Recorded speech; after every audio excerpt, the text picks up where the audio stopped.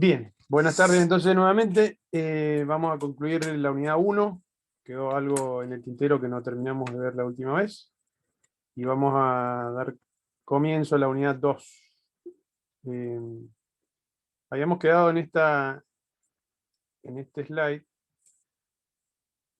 sobre los principios de la sostenibilidad o sustentabilidad, que es un sinónimo. Eh, Esta es una definición gráfica.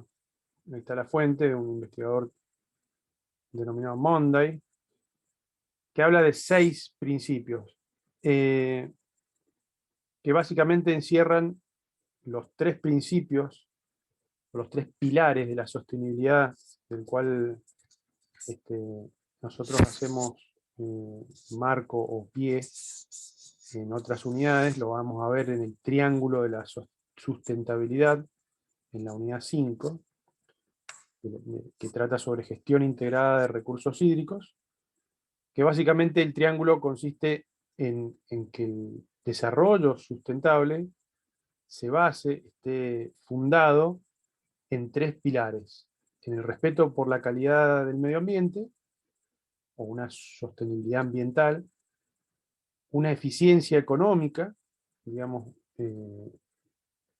un desarrollo económico, ¿sí? Garantizar un desarrollo económico; y la tercer pata sería la parte social, la equidad social e intergeneracional. Entonces los 3 principales son estos 3. Eh, si yo desatiendo uno de estos 3 vértices, eh, estaría, digamos, yéndome fuera del desarrollo sustentable. Estas 3 que quedan en este gráfico: la resiliencia a los desastres, que lo vamos a ver a continuación, que tiene que ver con la capacidad de las sociedades a reconstituirse luego de un desastre; eh, la calidad de vida, es decir, garantizar el aumento de la calidad de vida, que tiene que estar ligado a la sustentabilidad; eh, y el proceso participativo, que es necesario para poder llegar a una gobernabilidad, que también lo vamos a ver más adelante. Estas 3 para mí están dentro de este vértice del triángulo de la sustentabilidad, que es la parte social. Estas 3 son sociales. Entonces, bueno, yo me quedo con el triángulo en vez de estos 6, pero este está más detallado, ¿no? Y nos había quedado esta parte de impactos ambientales para cerrar la unidad 1 de oferta y demanda del recurso hídrico, ¿no? Entonces, en primera medida vamos a definir lo que es un impacto ambiental. Cabe aclarar que estos slides son de un curso de posgrado, de nivel de doctorado, que hice con el doctor Raúl Pérez, un investigador de la UTN, en el cual hacíamos foco en la física de los impactos ambientales. Yo me quedo con la primera parte para estas charlas, digamos, para entender un poco cómo podemos distribuir el estudio de los impactos ambientales desde una óptica más técnica. Entonces, primero hay que definir qué es un impacto ambiental. Básicamente podemos decir que es un cambio neto de cualquier variable, la vamos a ver, que se produce en el ambiente como consecuencia directa o indirecta de procesos naturales o antrópicos. Y este cambio, digamos, en estos procesos producen alteraciones, producen efectos susceptibles, medibles, esto es importante, en la salud, en la calidad de vida o en la capacidad productiva de bienes eh, o de servicios o de recursos naturales. Y en líneas generales afecta a una parte del ecosistema, ¿no? O sea, todo lo que está acá arriba, siempre nosotros vemos el impacto ambiental desde una visión antropocéntrica, es decir, un efecto hacia el hombre. Pero en líneas generales, cualquier efecto sobre el ecosistema también se puede interpretar como un impacto ambiental.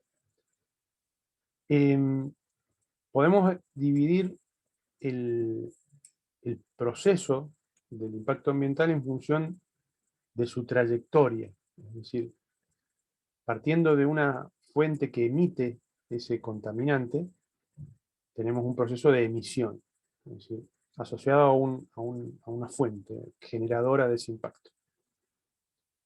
Esa emisión puede ser puntual, puede ser difusa, puede ser esporádica, permanente, ya vamos a clasificarlo.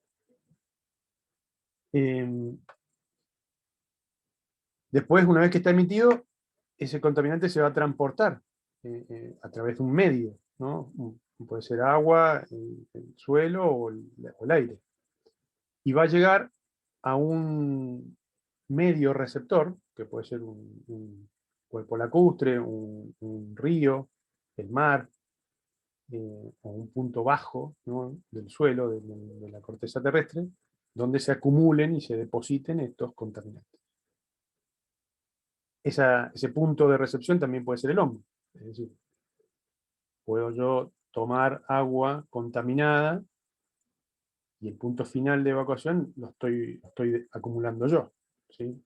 Y me voy a enterar, voy a percibir el daño mucho tiempo después. O sea, ahí hay una latencia que es muy importante para determinar el impacto ambiental, ¿sí? Eh,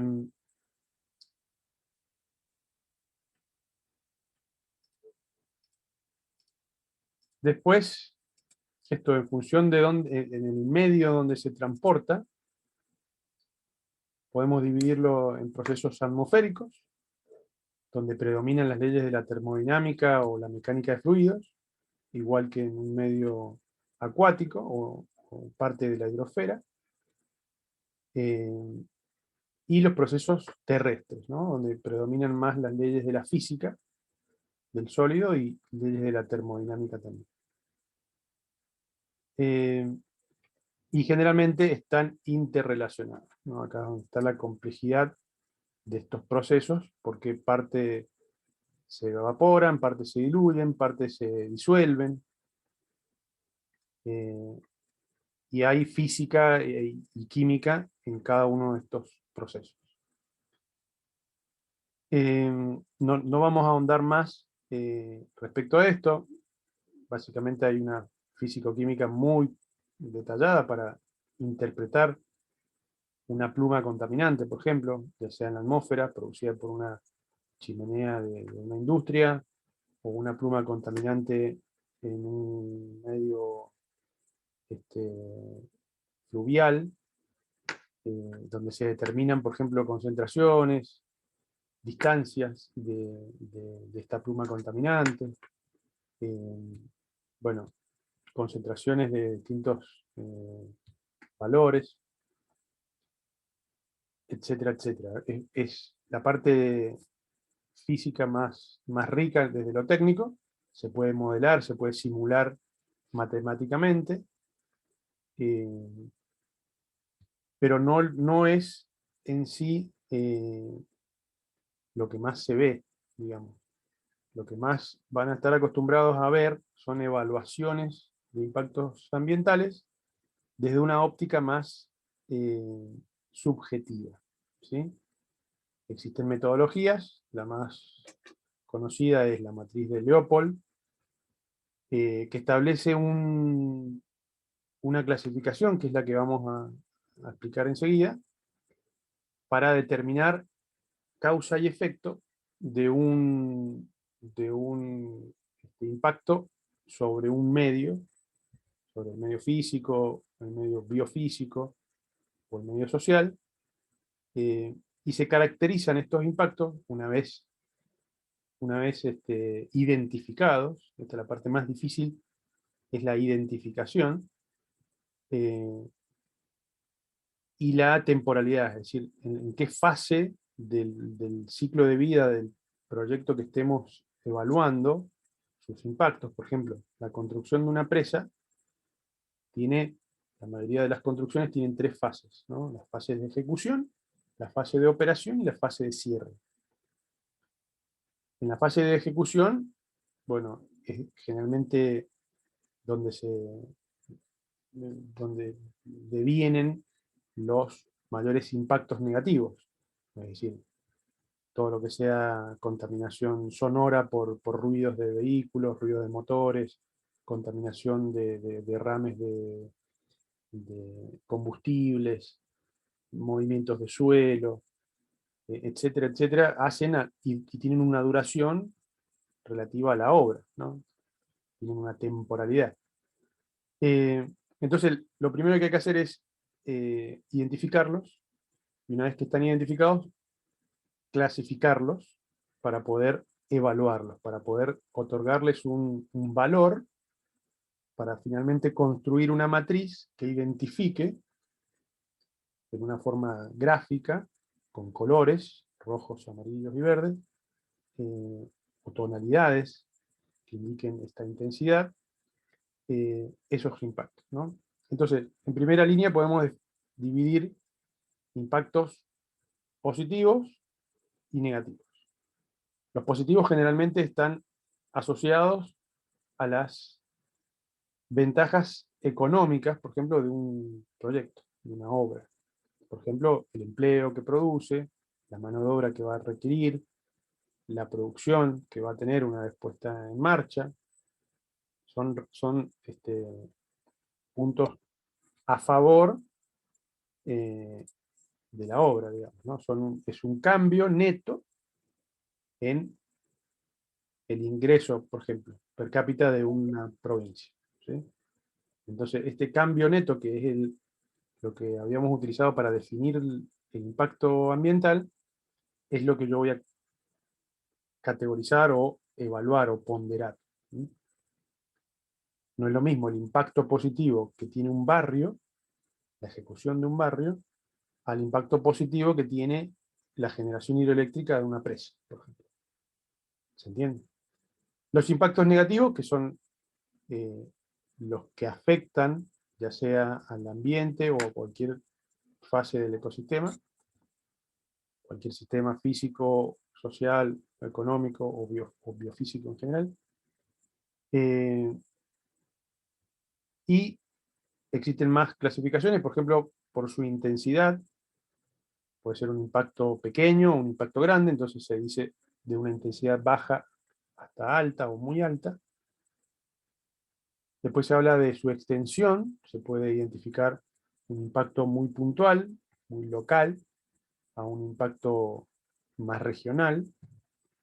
Generalmente son puntuales o parciales por su extensión. Por su tiempo de manifestación puede ser un impacto crítico, es decir, inmediato, ¿sí?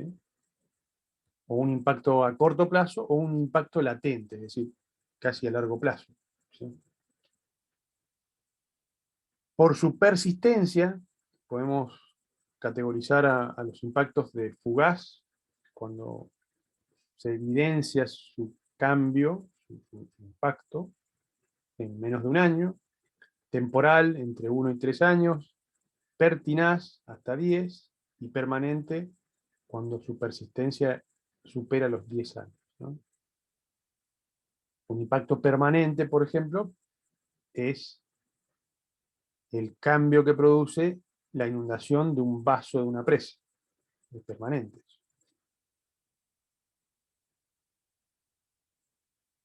Después, por su recuperación, existen impactos que pueden ser reversibles, ¿sí?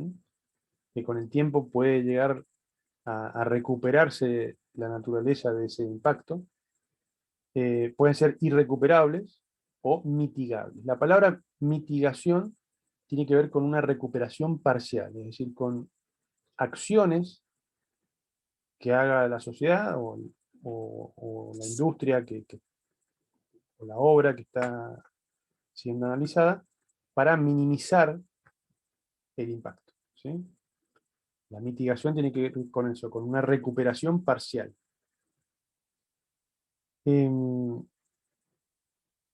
un impacto reversible, por ejemplo, es el impacto sonoro que produce la ejecución de la obra. Es decir, termina la obra y ya ese impacto no va a estar más. Entonces tiene una recuperación total. Y un impacto irrecuperable es similar a los permanentes, generalmente están ligados. Después, por su periodicidad o su frecuencia, pueden ser continuos o discontinuos. Y periódicos, me faltó ese. Una vez que están identificados los impactos, categorizados, se los evalúa con una tabla, con una valoración del 1 al 5, con un signo, positivo o negativo antes del valor, y se los tabula en una matriz, ¿no? Donde se cruzan la causa y el efecto. ¿Sí? Y eso da una idea a un pantallazo rápido de qué produce, qué daños produce, qué impactos produce la obra que estoy evaluando, ¿no? Existen normativas, Mendoza es pionera en legislación ambiental, la ley 5961 determina una metodología de evaluación. Existen diferentes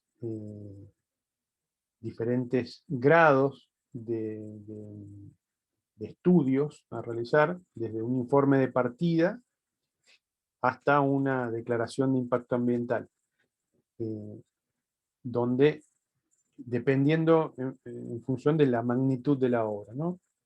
Mientras más grande la obra, mayor cantidad de estudios hacen falta realizar para poder evaluar este cambio neto. Y es importante esto del cambio neto porque yo necesito comparar un escenario con proyecto y sin proyecto, porque lo tengo que identificar y lo tengo que medir al cambio neto. Entonces, necesito establecer una línea de base para poder comparar el estado con proyecto, sin proyecto, y el estado con obras de remediación o mitigación, o con un plan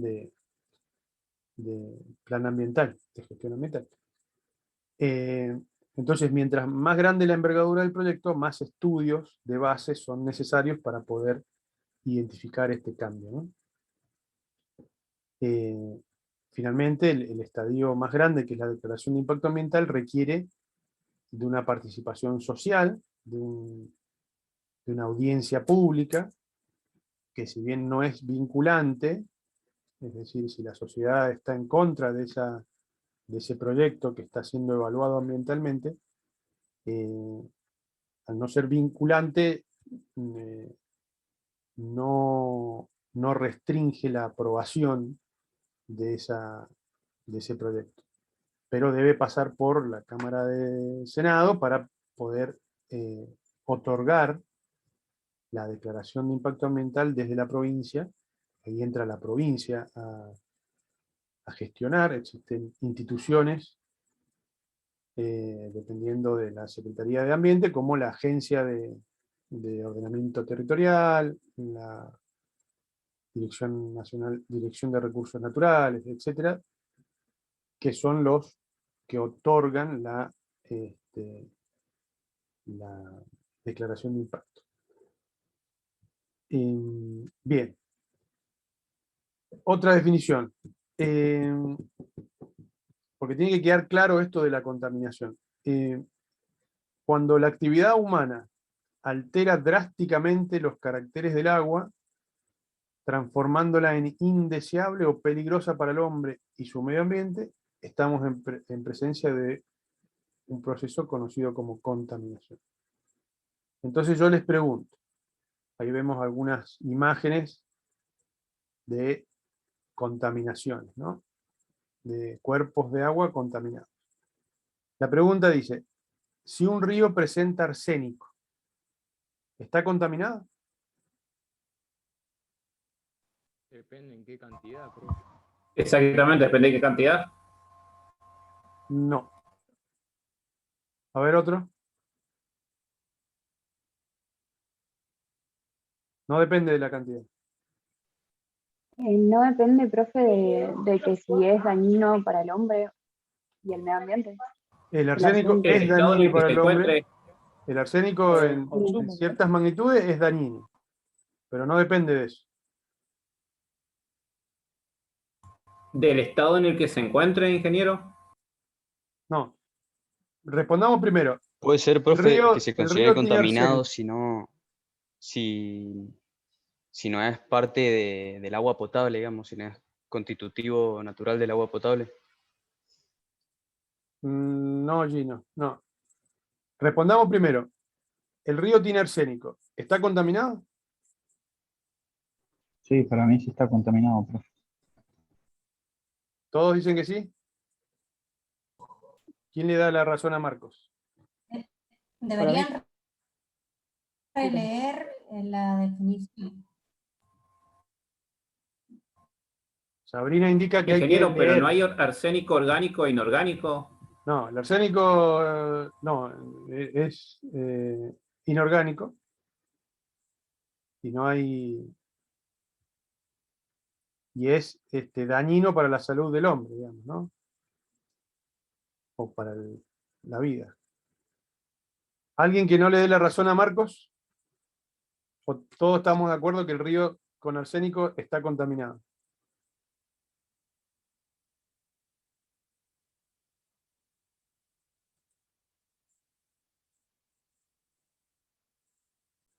Produce daños en la piel y llega a producir cáncer, el hidroarsenicismo. Víctor, no sé si fui la única que Sí, se le trabó un poquito, profe. se te pixeló y te quedaste ahí un segundo en mudo. Bueno, voy a apagar un poquito la cámara, Tendrías que tengo repetir mala las conexión. últimas oraciones. Bien, les decía que tengo que analizar entonces para poder determinar si el río está contaminado o no, un escenario previo, porque la contaminación es el cambio neto, en este caso del arsénico, el contenido de arsénico en este río, lo tengo que comparar con un estado anterior. Si existe un aumento, está contaminado, porque hubo un aumento. Se fue. Ahí volví, ¿me escuchan? Te escuchamos, pero no te vemos. No, Ahí No sí se tengo vemos, la escucha. cámara no apagada. estás compartiendo pantalla. Bien, vamos a ver qué pasó con la grabación y vamos a compartir. Habíamos quedado aquí. ¿Ahí se ve? Sí, ahí profe. se ve. Bueno, no sé hasta dónde me escucharon. Estabas en la cambio- parte de arsénico natural. Ahí te perdimos, empezamos a perderte. Entonces, ¿se Estabas entendió? nombrando las zonas de arsénico natural. Bien. Es importante siempre entonces para determinar si algo está contaminado o no, compararlo con una situación anterior. Si existe un cambio, un aumento, en este caso de arsénico, yo puedo decir sí, está contaminado, porque hay un aumento evidenciado de arsénico en este caso. Y la contaminación puede ser natural o antrópica. Natural porque existen zonas donde se puede dar este cambio neto en cualquier variable, o puede ser un efluente industrial, por ejemplo. Seguimos. Acá vemos casos típicos de contaminación urbana, ¿no? En canales o en acequias, estas son imágenes de acá de Mendoza, que produce un impacto esto. ¿Dónde va a estar producido el impacto? Y bueno, en la variable que yo quiera medir. Porque si yo quiero medir contenido de metales pesados en la escorrentía urbana luego de una tormenta, voy a encontrar un aumento de un metal pesado, como plomo, por ejemplo, cuando lo compare con una situación previa. ¿Por qué? Porque acá está la causa, ¿no? Entonces, otras definiciones de contaminación. Liberación de sustancias. Antes la definición no tenía un sustantivo, ¿sí? Era un cambio neto en cualquier cosa. Esta definición dice liberación de sustancias que de manera directa o indirecta causan efectos adversos sobre el medio ambiente y los seres vivos. Un poco más enfocada. Existencia en el ambiente de contaminantes o agentes tóxicos o infecciosos que entorpecen o perjudican la vida, la salud y el bienestar del hombre, la fauna y la flora, que degradan la calidad del ambiente y en general el equilibrio ecológico. ¿Y qué entendemos por contaminante? Un constituyente de un material o un residuo que se sabe o se sospecha que es un agente de riesgo. Entonces, esta definición, un poco más amplia, habla de agentes tóxicos, ¿no? Infecciosos. Otra definición, que esta es muy interesante, la introducción directa o indirecta como consecuencia de la actividad humana, ya sea de sustancias, vibraciones, calor o ruido, en agua o en aire o el suelo, que puedan ser nocivas para la salud humana o la calidad del ambiente, causar daños a la propiedad o entorpecer actividades recreativas y otros usos. Esta es la más completa, la toma la Unión Europea, esta definición. Entonces, el sustantivo, es decir, ¿qué es la contaminación?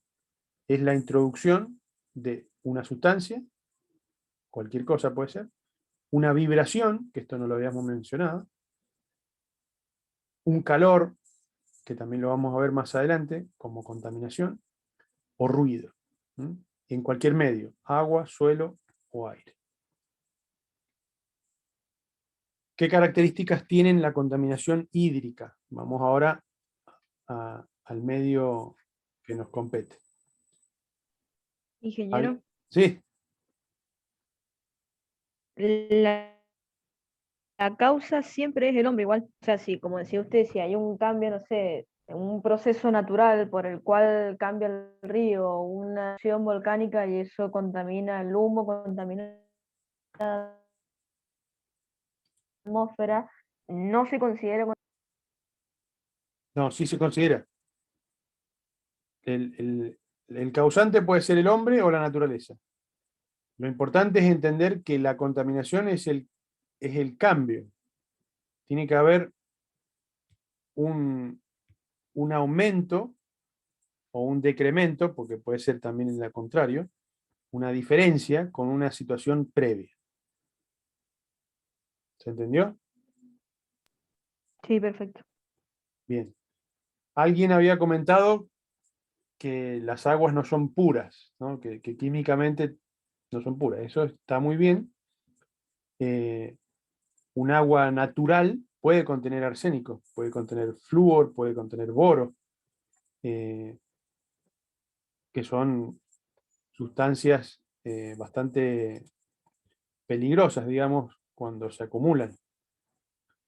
Pero en general no existen aguas puras, ¿sí?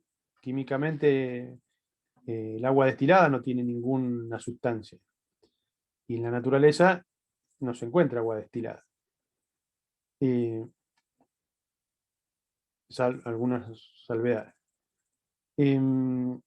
Entonces, siempre va acompañada de sales disueltas en general, sustancias en suspensión, sólidos en suspensión, microorganismos, patógenos. Los patógenos son cualquier microorganismo que produzca enfermedades, ¿no? Bacterias o virus que produzcan enfermedades se los denomina patógenos.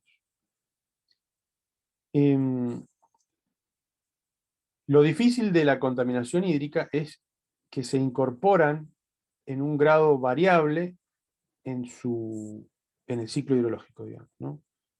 Así como mencionábamos la simplicidad del ciclo, y yo les dije la complejidad de todos estos procesos, imagínense identificar y estudiar el impacto que puede ser la introducción de un cambio en una de estas sustancias que acompaña el agua. Digamos, hay que estudiar esa físico-química para entender cómo se disuelve, cómo se diluye, cómo se evapora, cómo circula, cómo se transporta, cómo se acumula. Es muy complejo eso. Y luego, estas sustancias, que en general son inocuas, muchas de las sustancias que están presentes en el agua no producen enfermedades, y se las conoce como, en forma errónea, como impurezas, ¿sí? Un agua con un sólido en suspensión, con un sedimento en suspensión, puede no ser dañina, digamos, ¿no? Y generalmente son componentes naturales, ¿no? Entonces, si definimos la contaminación hídrica, fíjense que ahora la palabra es adición. Antes yo había mencionado y enfatizado la palabra cambio neto. En este caso, esta definición dice la adición de cualquier sustancia en cantidad suficiente para que cause efectos nocivos, y esto es importante, mensurables, medibles, identificables, en la flora y la fauna, incluido el hombre, o materiales de ornamentación. Entonces, el concepto de agua contaminada, que esto también lo mencionaron ustedes, depende del uso al que esté destinado. Porque no es lo mismo un agua que va a ser utilizada para consumo humano que un agua para abrevadero.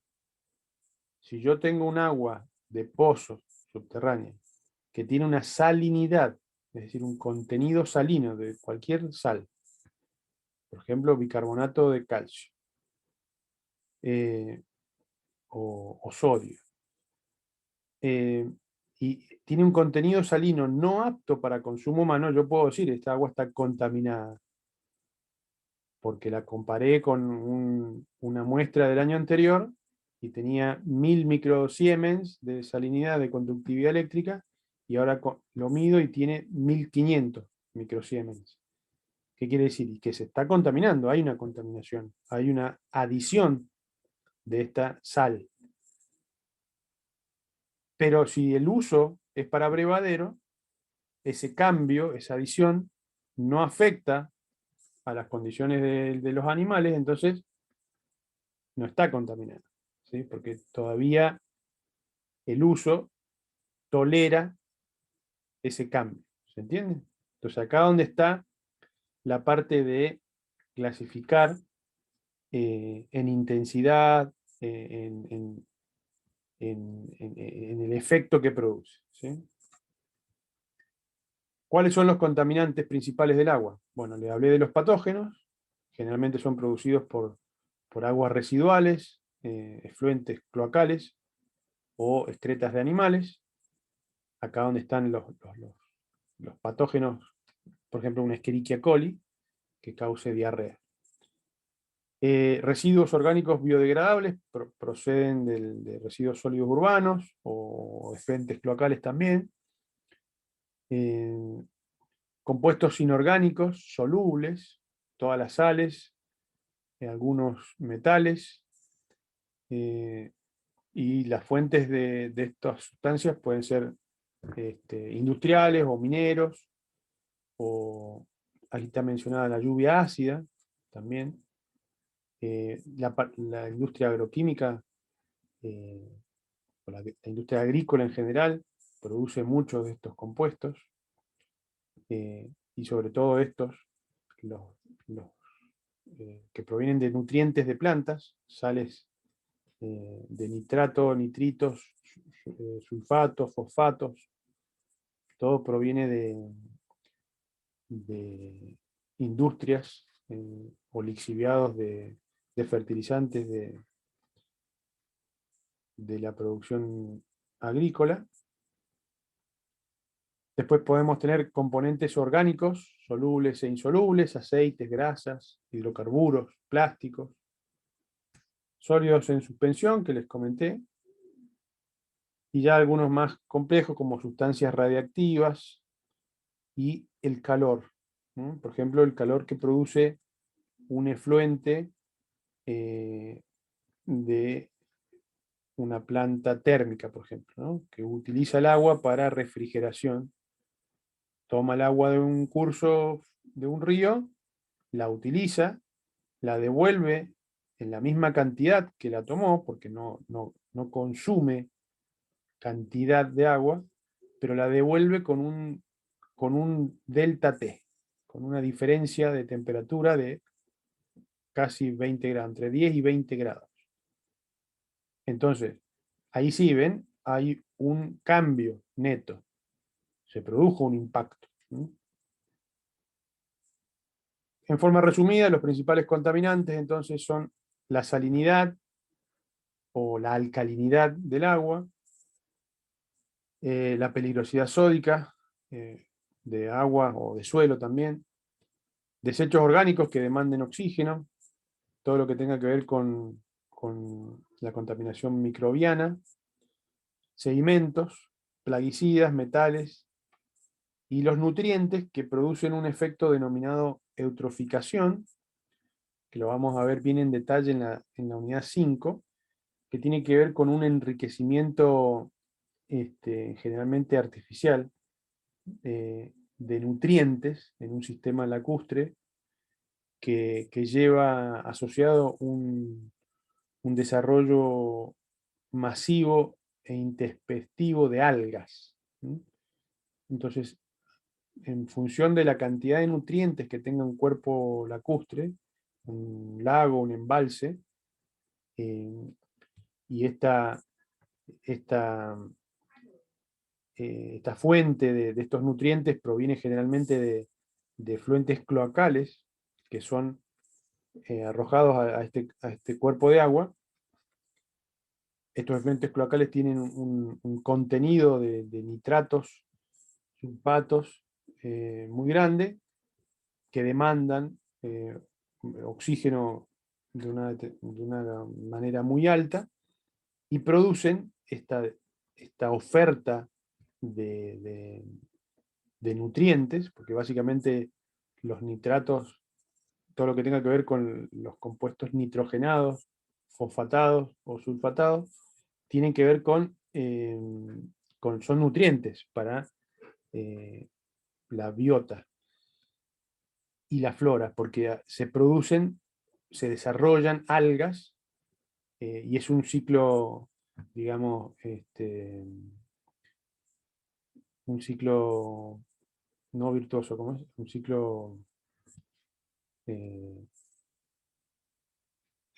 bueno, se produce cada vez una mayor población de algas, y cada vez se va generando mayor demanda de oxígeno, y van rompiendo las cadenas tróficas de este ambiente, ¿no? Lacustre. Entonces, esta competitividad por el oxígeno hace que se rompan estas cadenas tróficas y, por ejemplo, se mueran los peces, o la vegetación de las costas empieza a desaparecer, empieza a entrar menos luz al cuerpo de agua. Entonces empieza a hacerse cada vez más anaeróbico los procesos, y se empieza como a podrir el agua, ¿no? Ahí hay una clasificación de algunos embalses de acá de Mendoza para determinar el estado trófico de estos cuerpos lacustres, en función de distintos estudios que vamos a ver con más detalle en la unidad 5, o en la unidad 6, perdón.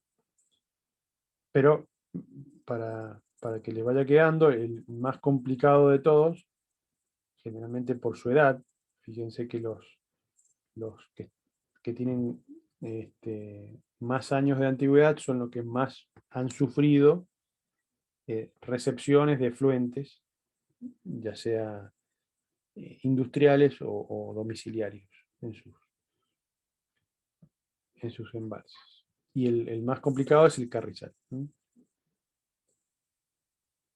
Bien, esto algo les hablé. Las fuentes de contaminación pueden ser puntuales, localizadas, es decir, un medio de transporte puede ser una tubería que pierda, una sequía, un canal roto, un túnel, un conducto, un pozo, un contenedor que se rompa, etc., ¿no? Son los que más tienen visibilidad, ¿sí?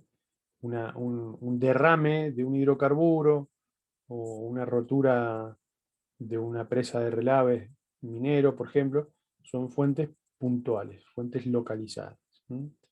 La emisión de la salida justamente se llaman emisores de una planta de tratamiento de líquidos cloacales que tira su agua tratada en el mar o en un embalse o en un lago, es un punto localizado, ¿no? Una fuente puntual de contaminación. Y después están las más complicadas, que son las no localizadas, o también denominadas difusas. Por ejemplo, todo el sistema agropecuario. Por ejemplo, el ganado contamina seriamente los cursos de agua con su materia fecal. Las heces de un ganado puede llegar a contaminar cursos de agua superficial que después se utilizan para potabilizar, por ejemplo. Esto pasa, por ejemplo, en toda la zona del Salto, Las Vegas, todo lo que es la cuenca del arroyo Blanco, del río Blanco, perdón, aguas arriba de Potrerillos.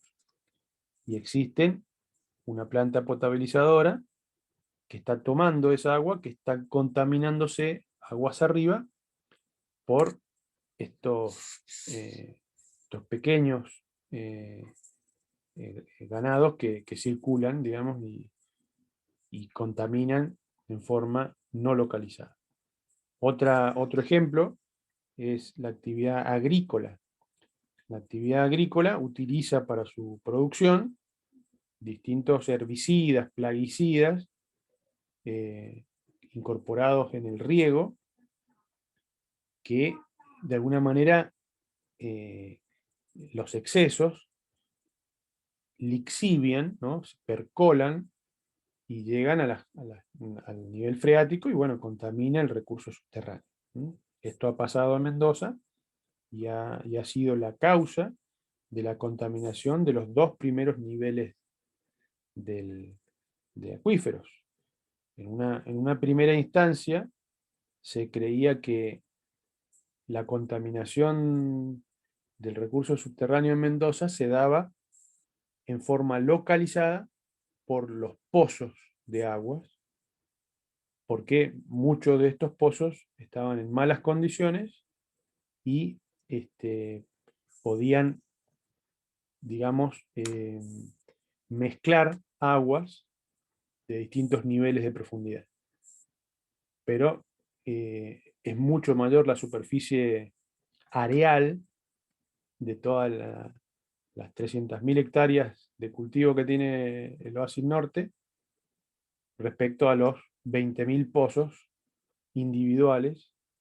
Entonces existe una superficie de varios órdenes de magnitud donde está este contacto, esta contaminación. Para cerrar esta parte, vemos acá el río Mendoza. Esto es una imagen satelital, se ve en verde, una imagen satelital en color verdadero. Acá se ve el anticlinal de Barrancas, se ve el dique Carrizal, acá más arriba estaría el Potrerillos, se ve la mancha urbana del área metropolitana de Mendoza, se ve el río Mendoza, ¿sí? Y todo lo que es verde es cultivos, ¿sí? Y a modo de síntesis se puede indicar que en toda esta área existen problemáticas hidroambientales, por ejemplo, de ineficiencias en la gestión y operación del riego. En las zonas bajas de la cuenca norte podemos tener revenimiento y salinización de suelos. El revenimiento tiene que ver con el ascenso de las napas freáticas, muy cerca del suelo, de la superficie. Después podemos tener indicación de zonas con contaminación del agua subterránea, esto que les decía, la contaminación difusa. Y esta contaminación está dado por el aumento de la salinización. Después tenemos puntos, zonas hidrocarburíferas, que pueden llegar a tener contaminaciones puntuales, ¿no? Locales, con salinización de suelos y aguas subterráneas. Tenemos un grave problema, un gravísimo problema acá en la zona de destilería, donde existe una mancha de contaminación que va avanzando, digamos, en forma muy lenta. Después tenemos zonas con una sobreexplotación del recurso subterráneo, entonces hay un descenso del nivel de acuíferos, acá en la zona de Tunuyán, por ejemplo. Después podemos mencionar en la zona urbana o periurbana del área metropolitana, usos competitivos entre un uso urbano y un uso agrícola, por ejemplo, o un uso urbano versus un uso industrial. Existe mucha contaminación urbana. También tenemos puntos de reuso, ¿no? Plantas de tratamiento de líquidos cloacales con utilización de esa agua tratada para riego, ¿no? Tenemos una gran superficie en Mendoza donde se hacen reuso de aguas. Después hay una zona que es importante para la preservación de la calidad, porque es la principal zona de recarga de este acuífero, ¿sí? Entonces, si yo debería proteger esta zona de recarga. Y también tengo zonas con otros usos, por ejemplo, recreativos o turísticos, y algo que les comenté de la eutroficación del carrizal, por ejemplo. Yo les había comentado que la contaminación agrícola es una de las principales. Fíjense que la Agencia de Protección Ambiental de los Estados Unidos en el año 94 ya lo define como la más importante de todas, ya sea para ríos o para lagos, una actividad agrícola o pecuaria como la principal causa de las contaminaciones. Fíjense que luego viene la municipal, luego la urbana, y finalmente en cuarto orden la extractiva, donde acá entraría la minería y la producción hidrocarburífera. Y fíjense que a nivel de colectivo social, lo que más impacta para el común de la gente son las actividades mineras, las actividades petroleras. Fíjense que, como último, fuentes localizadas industriales. Esto a nivel nacional no está visto de esta manera, ¿sí? Ustedes tienen que saber que existen instituciones de larga trayectoria que ya identifican a la actividad agrícola como la principal causa de contaminación, ¿sí? ¿Qué se mide como parámetros de calidad para justamente entender esta diferencia, este cambio neto? Bueno, un montón de variables físico-químicas.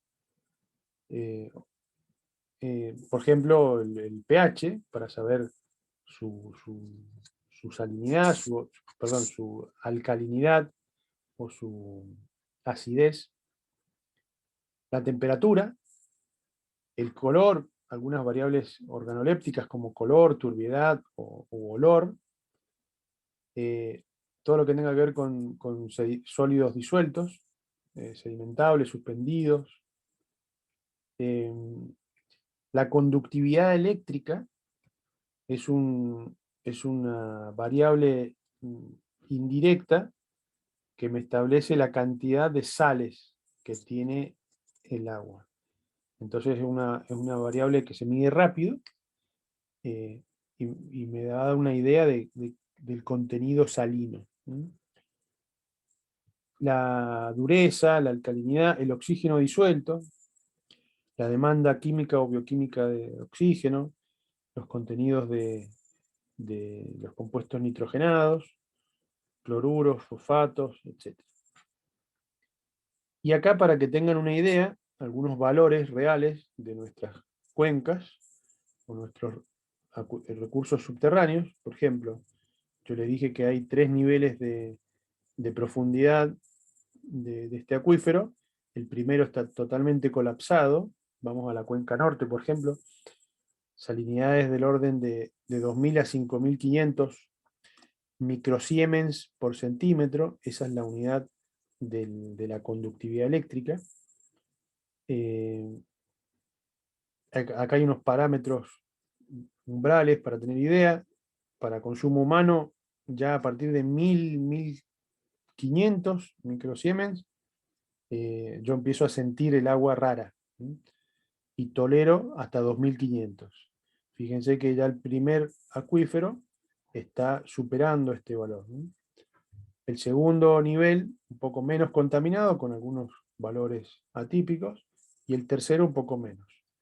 Otra comparación que les puedo dar, un agua de manantial de la cuenca alta de un arroyo de montaña, tiene un orden de 100 microsiemens por centímetro.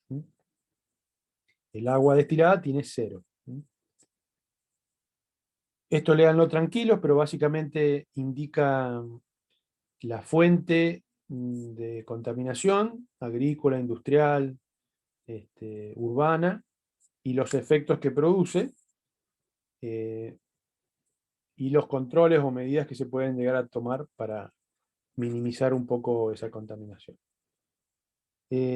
Finalmente, para cerrar este tema, les muestro, acá vemos un mapa de el Gran Mendoza, donde vemos, acá está Potrerillos, Carrizal, Río Mendoza, Río Tunuyán, vemos la ruta 40, la ruta 7, y vemos puntitos. Cada uno de estos puntitos azules es un pozo de agua subterránea. Entonces la densidad que tiene esta zona es muy alta. Acá hay cerca de 20.000 pozos, de los cuales estarán en funcionamiento la mitad. Pero hay un uso del agua subterránea muy, muy alto, y digamos, yo les dije que en un principio se creía que la contaminación estaba dada por el ingreso de contaminantes en cada uno de estos puntitos. Mi teoría, y la de algunos otros investigadores, es que no. La contaminación se produce en forma areal, superficial, desde los cultivos hacia el acuífero, no puntualmente. Y este mapa indica la Ingeniero, vulnerabilidad. Sí, como comentario, yo hice las pasantías en el INA y estudié sobre los pozos. En la actividad agrícola igual sí contamina un montón, incluso mi papá trabaja en fincas y él mismo te dice, es increíble la cantidad de productos que tiramos y nadie sabe porque eso no está controlado. ujú, Y además de eso, cuando hice las pasantías estudiando y hablando con el director del Instituto Nacional del Agua, una fuente también que contamina mucho es que hacen los pozos y cuando los dejan de usar, dejan todos los caños, digamos, y toda la construcción hecha, no los sacan. Entonces eso se empieza a deteriorar y era lo que iba contaminando. Y como las primeras napas ya estaban contaminadas, cada vez se van más abajo y siguen contaminando las otras napas. correcto, Mac. Lo que mencionaba de los pozos se llama cegar los pozos. No se ciegan los pozos, no se cierran. Y Perfecto. lo otro, ingeniero, es la utilización de los agroquímicos. Claro, claro, la fuente son los agroquímicos. Sí, sí. Entonces, este mapa, para terminar el comentario, indica, zonifica el acuífero. Este es un trabajo de la geóloga Natalia Salvi, que trabajó también en el INA un tiempito y ahora ha vuelto. Ella ha estudiado una caracterización de la vulnerabilidad de acuífero. Entonces, identifica con distintas variables subjetivas cuál es potencialmente más vulnerable que otras zonas, ¿no?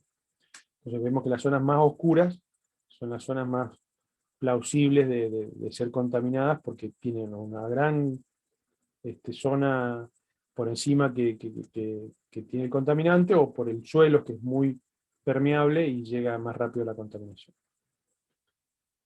Bien, con esto vamos a dar por terminada la parte de